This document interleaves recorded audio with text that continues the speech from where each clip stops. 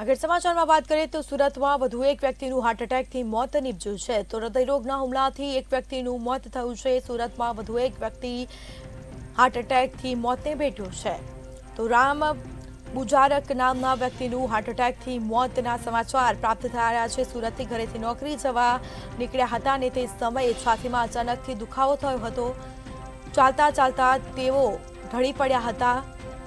તો બીજી તરફ તેઓને તાત્કાલિક હોસ્પિટલ લઈ જવામાં આવ્યા હતા પરંતુ હાજર પરના તબીબોએ તેમને મૃત જાહેર કર્યા હતા સુરતમાં વધુ એક વ્યક્તિનું હાર્ટ એટેકથી મોત થયું છે સાથે જ કહી શકાય કે પરિવાર શોકમાં ગરકાવ થયો છે રામ બુજારક નામના વ્યક્તિનું હાર્ટ એટેકથી મોત થયું છે તે નોકરી જવા માટે નીકળ્યા હતા અને તે સમયે અચાનકથી રસ્તા પર ઢળી પડતા 108ને જાણ કરવામાં આવી હતી અને 108ની મારફતે તેઓને હોસ્પિટલ લઈ જવામાં આવ્યા હતા પરંતુ હોસ્પિટલના જે ફરજ પરના જે તબીબ છે તેમણે તેમને મૃત જાહેર કર્યા છે તો હોસ્પિટલ લઈ જવામાં આવ્યા બાદ તેમને મૃત જાહેર કરવામાં આવ્યા છે